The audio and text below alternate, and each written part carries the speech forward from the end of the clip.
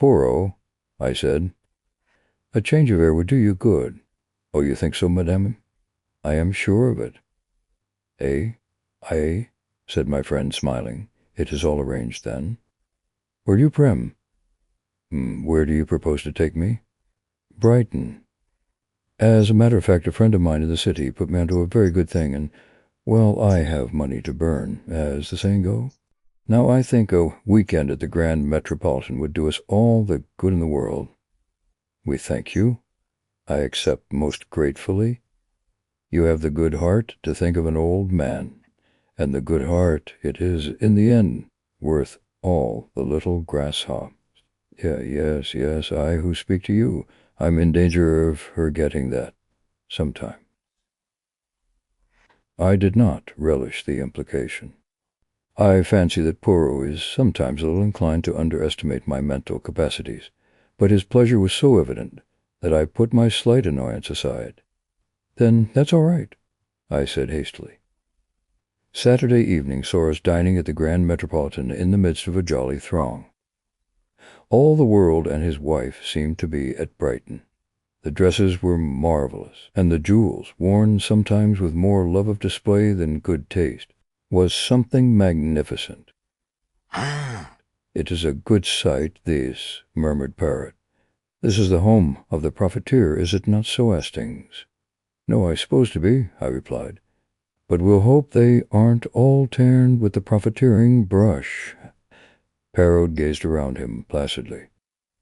"You know, the sight of so many jewels makes me wish I had turned my brains to crime instead of to its detection. What a magnificent opportunity for some thief of distinction! A regard, Hastings, that stout woman by the pillar. She is, as you would say, plastered with gems." I followed his eyes. "Why," I exclaimed, "it's Mrs. Opalson." "You know her?" "No, slightly. Her husband is a rich stockbroker who made a fortune in the recent oil boom." After dinner, we ran across the opossums in the lounge, and I introduced Parrot to them. We chatted for a few minutes and ended by having our coffee together. Parrot said a few words in praise of some of the costlier gems displayed on the lady's ample bosom, and she brightened up at once. "Oh, it's a perfect hobby of mine, Monsieur Parrot. I just love jewelry. Ed knows my weakness, and every time things go well, he brings me something new. You are interested in precious stone?"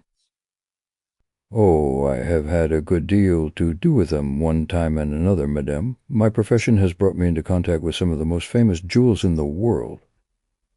He went on to narrate, with discreet pseudonyms, the story of the historic jewels of a reigning house, and Mrs. Opalson listened with bated breath.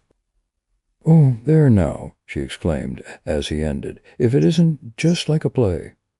You know, I've got some pearls of my own that have a history attached to them. I believe it's supposed to be one of the finest necklaces in the world. The pearls are so beautifully matched, and so perfect in color, I declare I really must run up and get it." "Oh, madame," protested Parrot, "you are too amiable. Pray do not derange yourself." "Oh, but I'd like to show it to you." The buxom dame waddled across to the left briskly enough. Her husband, who had been talking to me, looked at Poirot inquiringly. "Madame, your wife, is so amiable as to insist on showing me her pearl necklace," explained the latter. "Oh, the pearl." Apperson smiled in a satisfied fashion. "Well, they are worth seeing. Cost a pretty penny, too. Still, the money is there, right? I could get what I paid for them any day, well, perhaps more. May have to, true, if things go on as they are now. Money is confoundedly tight in the city. All this infernal EPD," he rambled on, launching into technicalities where I could not follow him. He was interrupted by a small page-boy who approached and murmured something in his ear. "Then what? Well, yeah, I'll come at once. Well, not taken ill, is she? Excuse me, gentlemen." He left us abruptly. Poirot leaned back and lit one of his tiny Russian cigarettes. Then, carefully and meticulously, he arranged the empty coffee cups in a neat row and beamed happily on the result. The minutes passed. The opossums did not return. "Curious," I remarked at length. "I wonder when they will come back." Poirot watched the ascending spirals of smoke, and then said thoughtfully, "They will not come back." "Oh, why?" "Because, my friend, something has happened." "Well, what sort of thing? How do you know?" I asked curiously. Poirot smiled. "A few minutes ago the manager came hurriedly out of his office and ran upstairs. He was much agitated. The lift boy is deep in talk with one of the pages. The lift bell is wrong 3 times, but he heeds it not. Thirdly, even the waiters are dismayed. And to make a waiter distrait? Poirot shook his head with an air of finality. "The affair must indeed be of the first magnitude." It is as I thought. Here come the police." 2 men had just entered the hotel, one in uniform, the other in plain clothes. They spoke to a page and were immediately ushered upstairs. A few minutes later, the same boy descended and came up to where we were sitting. "Mr. Opsom's compliments, and would you step upstairs?" Poirot sprang nimbly to his feet. One would have said that he awaited the summons.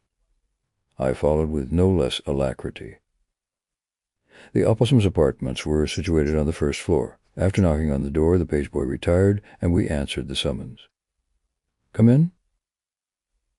A strange scene met our eyes. The room was Mrs. Oppleson's bedroom, and in the center of it, lying back in an armchair, was the lady herself, weeping violently.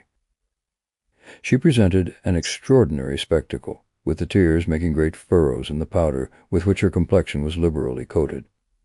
Mr. Oppleson was striding up and down angrily. The 2 police officials stood in the middle of the room, one with a notebook in hand. A hotel chambermaid, looking frightened to death, stood by the fireplace, and on the other side of the room a Frenchwoman, obviously Mrs. Oppleson's maid, was weeping and wringing her hands with an intensity of grief that rivaled that of her mistress. Into this pandemonium stepped Poirot, neat and smiling. Immediately, with an energy surprising in one of her bulk, Mrs. Oppleson sprang from her chair towards him. "There now, Ed may say what he likes, but I believe in luck, I do. It was fated I should meet you the way I did this evening, and I've a feeling that if you can't get my pearls back for me, nobody can." "Now calm yourself, I pray of you, madame." Mara patted her hand soothingly. "Reassure yourself, all will be well. Hercule Poirot will aid you." Mr. Oppleson turned to the police inspector. "There'll be no objection to my calling in this gentleman, I suppose?" "None at all, sir," replied the man civilly, but with complete indifference. "Perhaps now your lady's feeling better, she'll just let us have the fact." Mrs. Oppleson looked helplessly at Poirot. He led her back to her chair. "Now sit yourself, madame, and recount to us the whole history without agitating yourself." Thus abjured, Mrs. Oppleson dried her eyes gingerly and began. "What, I came upstairs after dinner to fetch my pearls for Mr. Poirot here to see. The chambermaid and Celestine were both in the room as usual. Excuse me, madame, but what do you mean by 'as usual'?" Mr. Oppleson explained. "Well, I make it a rule that no one is to come into this room unless Celestine, the maid, is there also. The chambermaid does the room in the morning, while Celestine is present and comes in after dinner to turn down the beds under the same condition. Otherwise, never enters the room." "Well, as I was saying," continued Mrs. Oppleson, "I came up. I went to the drawer. Here," she indicated the bottom right-hand drawer of the knee-hole dressing-table, and took out my jewel case and unlocked it. It seemed quite as usual, but the pearls were not there." The inspector had been busy with his notebook. "When had you last seen them?" he asked. "Well, they were there when I went down to dinner." "You're sure?" "Oh, quite sure. I was uncertain whether to wear them or not, but in the end I decided on the emeralds and put the pearls back in the jewel case." "And who locked up the jewel case?" "I did. I wore the key on a chain round my neck." She held it up as she spoke. The inspector examined it and shrugged his shoulders. Oh, the thief must have had a duplicate key. It was no difficult matter. The lock is quite a simple one. And now, what did you do after you'd locked the jewel case? I put it back in the bottom drawer where I always keep it. And you didn't lock the drawer? No, I never do. My maid remains in the room till I come up, so there's no need. The inspector's face grew graver. So am I to understand that the jewels were there when you went down to dinner, and that since then the maid has not left the room? Suddenly, as though the horror of her own situation for the first time burst upon her, Celestine uttered a bursting shriek, and flinging herself on Poirot, poured out a torrent of incoherent French. Though the suggestion was infamous, that she should be suspected of robbing Madame, the police were well known to be of a stupidity incredible, but Monsieur, who was a Frenchman— A Belgian, interjected Poirot, but Celestine paid no attention to the correction. Oh, Monsieur would not stand by and see her falsely accused, while that infamous chambermaid was allowed to go scot-free? No, she had never liked her. A bold, red-faced thing, a born thief. She had said from the first that she was not honest, and had kept a sharp watch over her, too, when she was doing Madame's room. Let those idiots of policemen search her, and if they did not find Madame's pearls in her, it would be very surprising. Although this harangue was uttered in rapid and violent French, Celestine had interlarded it with a wealth of gesture, and the chambermaid realized at least a part of her meaning. She reddened angrily. Well, if that foreign woman's saying I took the pearls, it's a lie, she declared heatedly. I never so much as saw them. Ah, Seltzer, screamed the other, you will find it as I say. Well, you're a liar, do you hear? Said the chambermaid, advancing upon her. Stole them yourself, and want to put it on me. Why, I was only in the room about 3 minutes before the lady came up, and then you were sitting here the whole time, as you always do, Lady Cat, watching a mouse. The inspector looked across inquiringly at Celestine. Is that true? Didn't you leave the room at all? Well, I did not actually leave her alone, admitted Celestine reluctantly. But I went into my own room, through the door here, twice, once to fetch a reel of cotton, and once for my scissors. She must have done it then.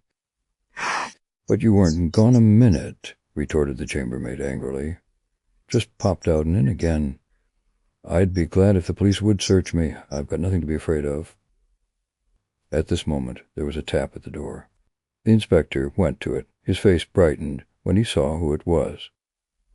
Oh, he said. Oh, that was rather fortunate. I sent for one of our female searchers, and she's just arrived. Perhaps if you wouldn't mind going into the room next door? He looked at the chambermaid, who stepped across the threshold with a toss of her head, the searcher following her closely. The French girl had sunk sobbing into a chair. Poirot was looking around the room. Where does that door lead? He inquired, nodding his head toward the one by the window. I enter the next apartment, I believe, said the inspector. It's bolted anyway on this side. Poirot walked across to it, tried it, then drew back the bolt and tried it again. And on the other side as well? He remarked. Well, that seems to rule out that. He walked over to the windows, examining each of them in turn. And again, nothing, not even a balcony outside. Nor even if there were, said the inspector impatiently. I don't see how that would help us, if the maid never left the room. Evidem, said Poirot, not disconcerted. As Mademoiselle is positive she did not leave the room. He was interrupted by the reappearance of the chambermaid and the police searcher. Nothing, said the latter laconically. Why, I should hope not indeed, said the chambermaid virtuously. And that French hussy ought to be ashamed of herself, taking away an honest girl's character. Now there, my girl, that's all right, said the inspector, opening the door. Nobody suspected you. You go along and get on with your work. The chambermaid went unwillingly. You going to search her? She demanded, pointing at Celestine. Yes, He shut the door on her and turned the key. Celestine accompanied the searcher into the small room in her turn. A few minutes later she also returned. Nothing had been found on her. The inspector's face grew graver. I'm afraid I'll have to ask you to come along with me all the same, miss, He turned to Mrs. Oppelson. "I'm sorry, madam, but all the evidence points that way. If she's not got them on her, they are hidden somewhere about the room."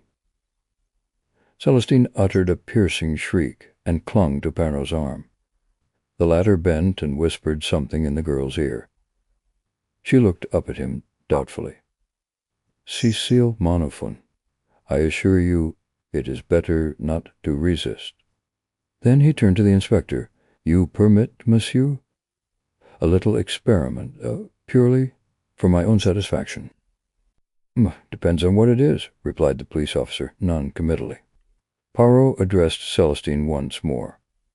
"You have told us that you went into your room to fetch a reel of cotton. And whereabouts was it?" "On top of the chest of drawers, monsieur." "And the scissors?" "Oh, they also."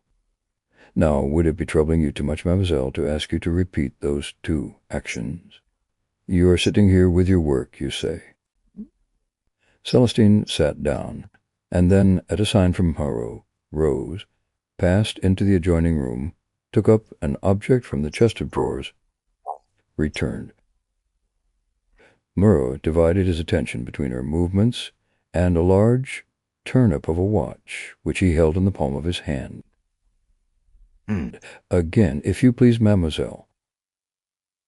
At the conclusion of the second performance, he made a note in his pocketbook and returned the watch to his pocket. "Thank you, monsieur. And you, monsieur," he bowed to the inspector, "for your courtesy." The inspector seemed somewhat entertained by this excessive politeness. Celestine departed in a flood of tears, accompanied by the woman in the plain clothes of Issel. Then, with a brief apology to Mrs. Oppelson, the inspector set to work to ransack the room. He pulled out drawers, opened cupboards, completely unmade the bed, and tapped the floor. Mr. Oppelson looked on skeptically. You really think you'll find them?" "Yes, sir. It stands to reason. She hadn't time to take them out of the room. The ladies discovering the robbery so soon upset her plans. No, they're here right enough. One of the two must have hidden them, and it's very unlikely for the chambermaid to have done so." "More than unlikely. Impossible," said Poirot quietly. "Eh?" The inspector stared. Poirot smiled modestly. "I will demonstrate. Hastings, my good friend, take my watch in your hand. With care. It is a family heirloom. Just now I timed mademoiselle's movements. Her first absence from the room was of 12 seconds, a second of 15. Now, observe my actions. Madame will have the kindness to give me the key of the jewel case." "I thank you." "My friend Hastings will have the kindness to say, 'Go.'" "Go," I said. With almost incredible swiftness, Poirot wrenched open the drawer of the dressing-table, extracted the jewel case, fitted the key in the lock, opened the case, selected a piece of jewelry, shut and locked the case, and returned it to the drawer, which he pushed to again. His movements were like lightning. "Well, mon ami?" he demanded of me breathlessly. 46 seconds, I replied. You see?" He looked around.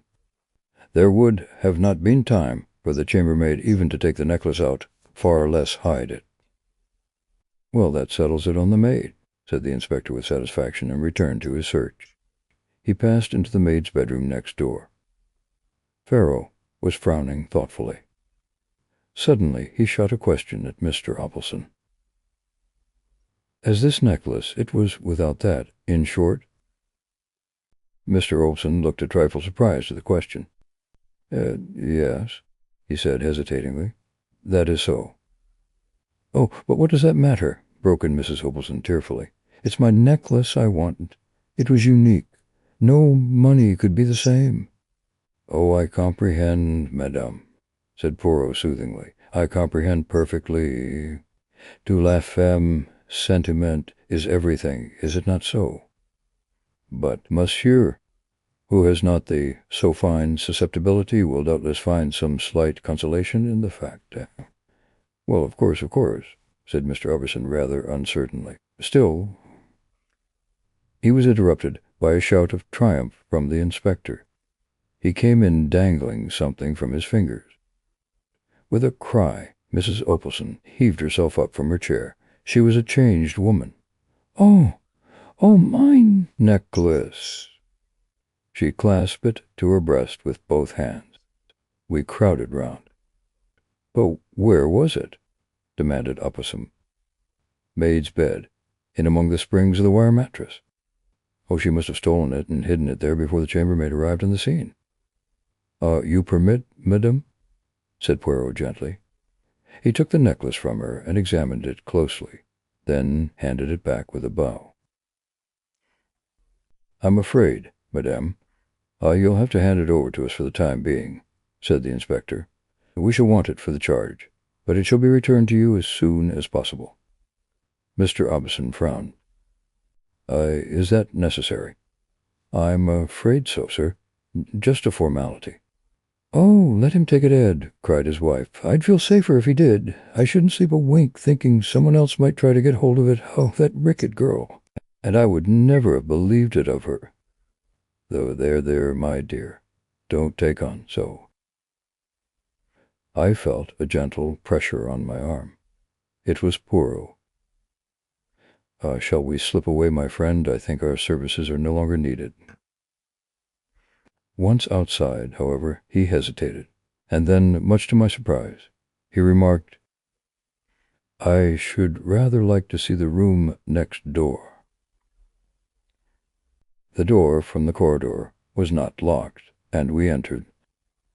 The room, which was a large double one, was unoccupied. Dust lay about rather noticeably, and my sensitive friend gave a characteristic grimace as he ran his finger round a rectangular mark on a table near the window. "The service leaves to be desired," he observed dryly. He was staring thoughtfully out of the window and seemed to have fallen into a brown study. "Well," I demanded impatiently, "what did we come in here for?" He started. "Issue de mon padre, mon ami. I wished to see if the door was really bolted on this side also." "Well," I said, glancing at the door which communicated with the room we had just left, "it is bolted." Poirot nodded. He still seemed to be thinking. "And anyway," I continued, "what does it matter? The case is over. I wish you'd had more chance of distinguishing yourself. But it was the kind of case that even a stiff-backed idiot like that inspector couldn't go wrong over." Poirot shook his head. "The case is not over, my friend. It will not be over until we find out who stole the pearl." "But the maid did." "Why do you say that?" "Why?" I stammered. "Well, they were found actually in her mattress." Said Poirot impatiently. "Those were not the bows." "What?" "Imitation, mon ami." The statement took my breath away. Poirot was smiling placidly. "The good inspector obviously knows nothing of jewels, but presently there will be a fine hullabaloo." "Come," I cried, dragging at his arm. "Where?"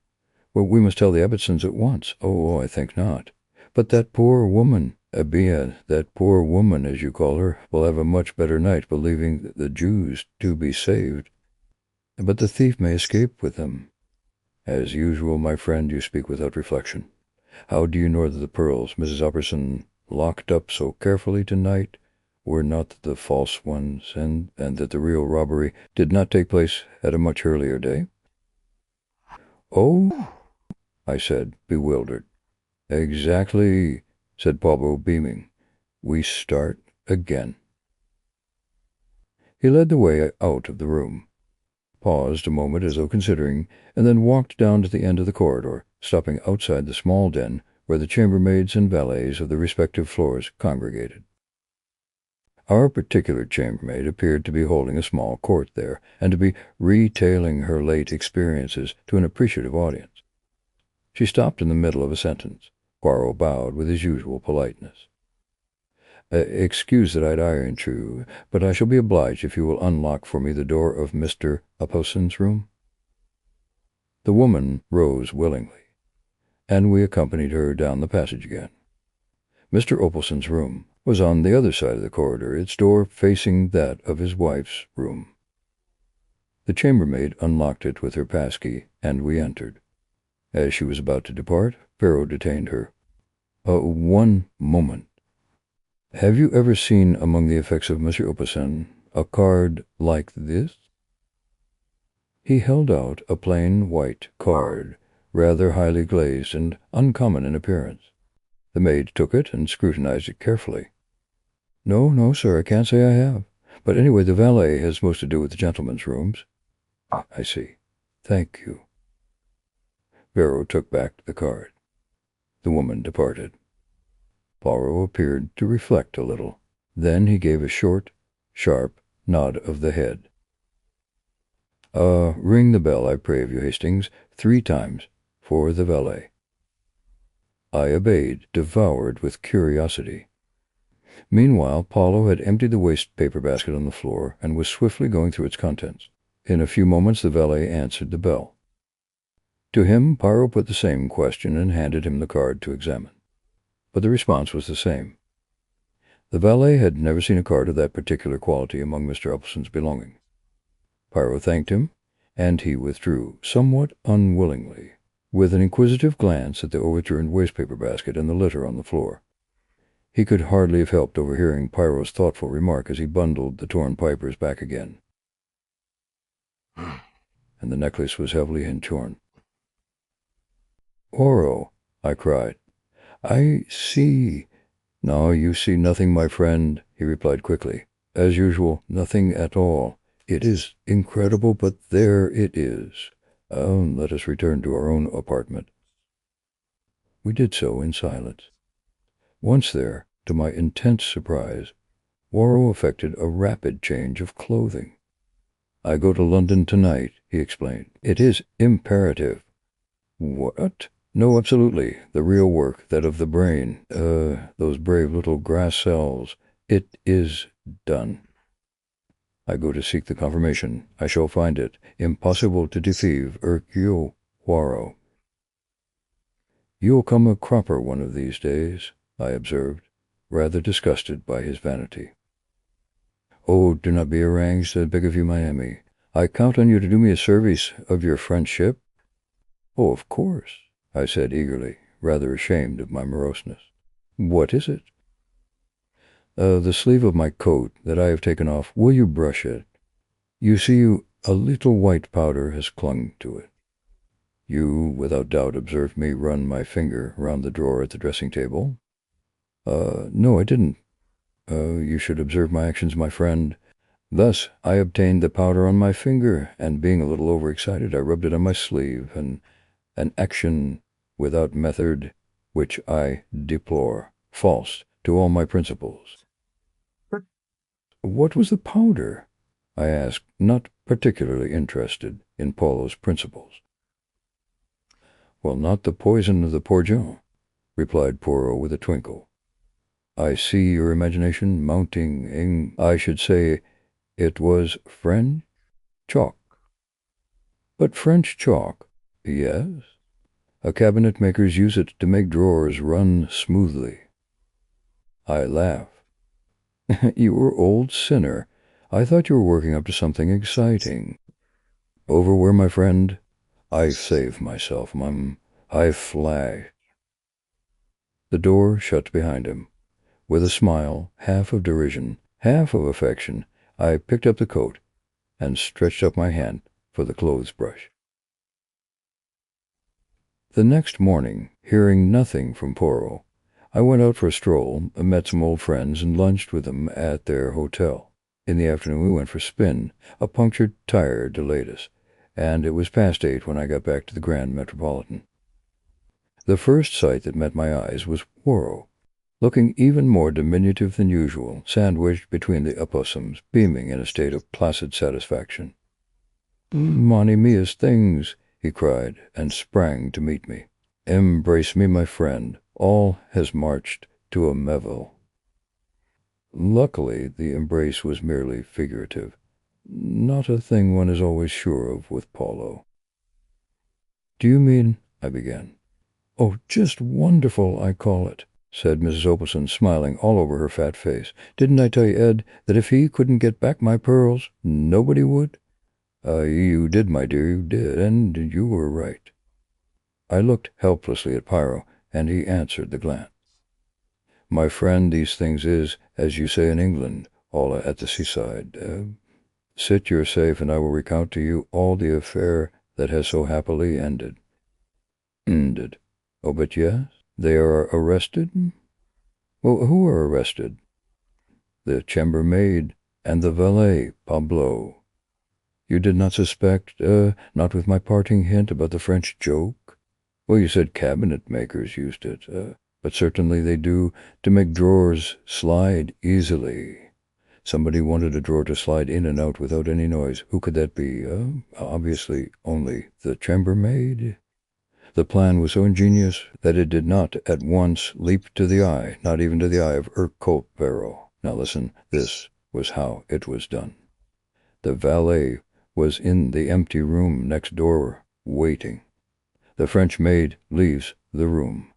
Quick as a flash, the chambermaid whips open the drawer, takes out the jewel case, and, slipping back the bolt, passes it for the door.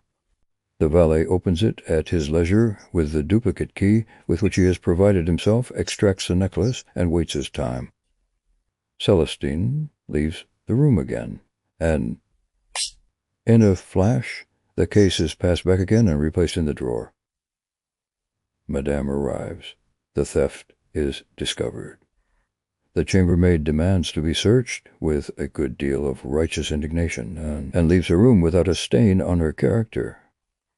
The imitation necklace with which they have provided themselves has been concealed in the French girl's bed that morning by the chambermaid. Aha, a master stroke, ça? But what did you go to London for? You remember the card. Certainly. It puzzled me. Why, it puzzles me still. I thought... Why? I hesitated delicately, glancing at Mr. Opalson.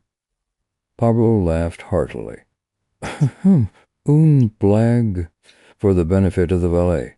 The card was one with a specially prepared surfacer for fingerprints.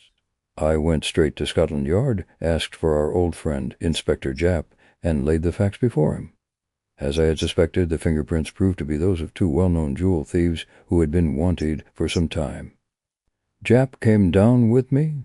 The thieves were arrested, and the necklace was discovered in the valet's possession. A clever pair, but they failed in method. Have I not told you as things at least 36 times that without method? At least 36,000 times, I interrupted. But where did their method break down? Mon ami, it is a good plan to take a place as chambermaid or valet, but you must not shirk your work.